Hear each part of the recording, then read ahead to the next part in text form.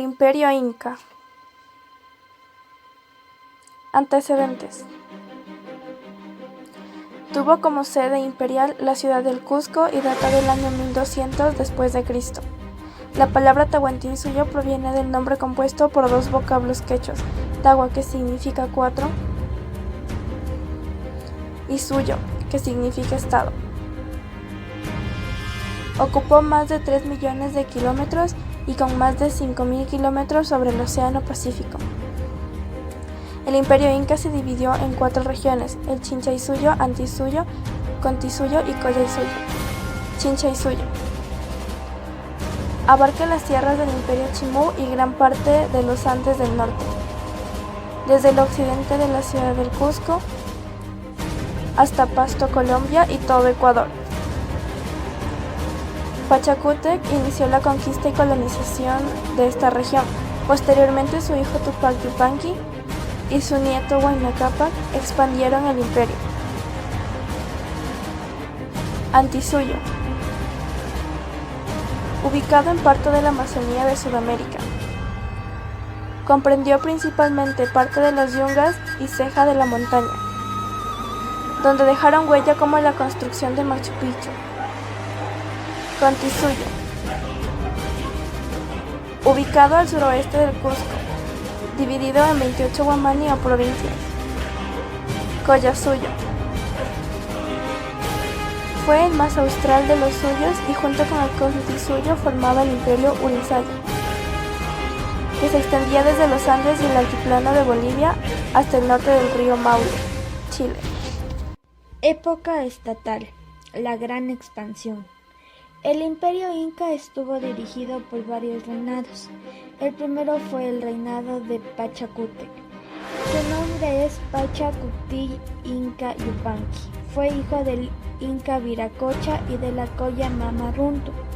En su gobierno se inició la expansión territorial, anexando numerosos pueblos, y también mejoró la organización del Estado, dividiendo el imperio en 4 suyos. En el norte sometió a los incas y taramas, llegando a la zona de los cajamarcas y cañaris en Ecuador. Por el sur sometió a los collas y lupacas que ocupaban la meseta del altiplano. Después de su muerte reinó Tupac Yupanqui, quien fue un destacado militar, hijo de Pachacútec. En 1471 asumió el trono y amplió las fronteras del Imperio Inca hacia el sur, llegando al río Maule en Chile. También sometió al reino Chimú y algunos pueblos de Argentina, mejorando la recaudación de los tributos, y también sofocó la resistencia de los chachapoyas y avanzó por el norte hasta Quito. El siguiente reinado fue dirigido por Huayna Cápac, a quien se le consideró como el último soberano del Incairo. Continuó con la política de su padre Tupac Yupanqui en cuanto a la organización y fortalecimiento del Estado. Derrotó a los chachapoyas y anexó la región del Golfo de Guayaquil, llegando hasta el río Ancasmayo en Colombia. Murió en Quito en 1525 por una enfermedad grave. Al morir Huayna Cápac y al no asumir el trono su heredero Ninan Cuyuchi, Huáscar gobernó el imperio, estando así en desacuerdo con el testamento de Huayna Cápac, ya que se creía con derecho de heredar todo el imperio incaico según las leyes, costumbres y tradiciones incas. Huáscar se enfrentó en 1531 a su medio hermano Atahualpa, quien también se consideraba legítimo heredero del trono en la región de Quito. El imperio fue sacudido por sangrientas batallas entre tropas cusqueñas y quiteñas, que terminaron con la victoria final de los últimos. Huáscar fue tomado prisionero y muerto posteriormente por orden de Atahualpa. El último gobernador del Imperio Inca fue Atahualpa, hijo de Huayna Cápac, con la noble incaica Toctocliococa.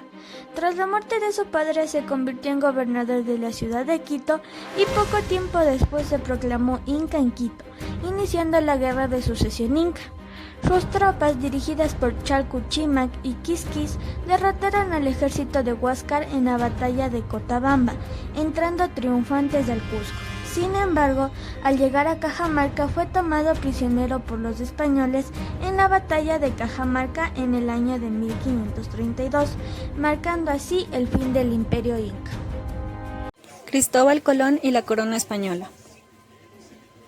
Cristóbal Colón nació en 1451 al norte de Italia, en Génova, una ciudad con un puerto sobre el mar Mediterráneo. Cuando Colón fue adulto, ya existían varios avances técnicos y científicos, como los mapas, las carabelas, las brújulas y los astrolabios. Esto le permitió a Colón ir conociendo poco a poco más sobre el mar y sobre la tierra. Así es como Colón se fue convenciendo que el mundo era redondo. Colón tenía la idea de viajar a Asia por otra ruta y buscaba financiamiento en reyes y comerciantes. En esa época los europeos estaban en conflicto con los turcos. Es por eso que no podían traspasar la ruta de siempre, que era más accesible hacia Asia, y poder comerciar. Como Colón estaba convencido que la tierra era redonda, visitó a reyes y nobles para convencerles de su proyecto, pero muchos lo consideraban como una idea imposible y se negaron a invertir dinero. Finalmente terminó la guerra contra los moros y los reyes españoles se quedaron en bancarrota. Es entonces cuando aprueban el proyecto de Colón. Así es como Colón le presentó a la corona española sus condiciones, en las que se encontraban tener un título de almirante, tener también un título de virrey, tener una de la 10ª parte de todos los beneficios y actuar como juez entre los pleitos que haya en el comercio. Entre otros muchos beneficios que los tendría Colón. Finalmente la corona acepta y se firma el Contrato de Santa Fe de 17 de abril de 1492. Además, también los reyes mandaron a construir 3 embarcaciones, 2 carabelas, que era la Pinta y la Niña, y una nao, una embarcación más grande, la cual se llamaba la Gallega, pero Colón la rebautizó como la Santa María. La corona española también se encargó del pago de los maestres, pilotos, marineros y grumetes. Se dice que más o menos embarcaron entre 90 y 120 hombres aproximadamente. En esa época se les pagaba con maravedíes. De este modo, la corona española aspiraba a encontrar una nueva ruta que le permitiera establecer un comercio directo entre los pueblos de Asia y apoderarse de sus riquezas, tierras y llevarles a la religión católica. Finalmente, el viernes 3 de agosto de 1492, Colón partió del puerto. El 12 de octubre de 1492, finalmente divisaron a lo lejos una isla en la cual desembarcaron. Colón tomó posesión de ella, a la cual los nativos la llamaban Guanahani y los españoles la nombraron San Salvador. Recorrió las Antillas Mayores y encontró Cuba, a la cual la bautizó como Juana, y a Haití, a la cual la llamó Española. Los españoles llamaron a los indígenas aborígenes, ya que creían que ellos habían llegado a las Indias. Volvió a España llevando unas muestras de oro e indios, despertando un gran entusiasmo dentro de la corte. El segundo viaje, organizado con el objetivo de colonizar las tierras ya antes descubiertas, contaba con 17 barcos y 1.500 hombres. En este viaje se descubrió la isla de Puerto Rico, Jamaica y algunas Antillas menores. En su tercer viaje, en 1498, llegó a las costas de Sudamérica, a Venezuela, y pensó que se trataba de un paraíso terrenal, en donde le dieron oro y perlas, pero inmediatamente tuvo que regresar a la isla española, ya que su hermano había disgustado a los pobladores y estaban en contra de este. En su cuarto viaje, descubrió América Central. Esto fue en 1502. Después de lo cual regresó nuevamente a España, en donde, despojado de honores y autoridad, en medio de la burla y la soledad, fue víctima de una cruel enfermedad y murió en el año de 1506. La conquista del Tahuantinsuyo.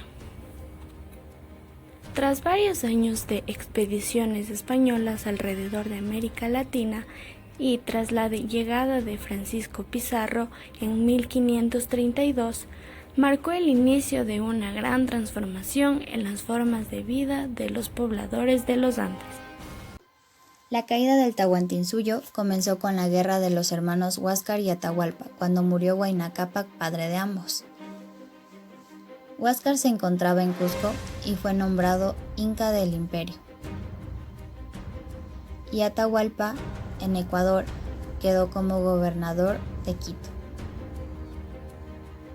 Pero la relación entre ambos hermanos fue empeorando con el paso del tiempo, hasta que se enfrentaron por el trono de Inca en una guerra civil que acabaría ganando Atahualpa. Con esta situación de flaqueza y descontento de gran parte de la sociedad del Tahuantinsuyo, llegaron los españoles al Imperio Inca. Francisco Pizarro y sus hombres llegaron a la ciudad de Cajamarca, donde se encontraba Atahualpa, al que arrestaron. Después de negociar su liberación a cambio de una habitación llena de oro y de que los incas pagaran, los españoles rompieron el trato y asesinaron a Atahualpa. Así, poco a poco, se fue apagando la resistencia indígena. Los españoles actuaron con inaudita maldad, doblegando cualquier oposición a sangre y fuego. El dominio hispano se acentuaba y creaban las condiciones para el siguiente capítulo de nuestra historia patria, la época colonial. Surgiendo grandes cambios en varios aspectos, como la agricultura, la ganadería y la introducción de especies del viejo mundo, como por ejemplo la cebada, el trigo, la vaca, la oveja, entre otros.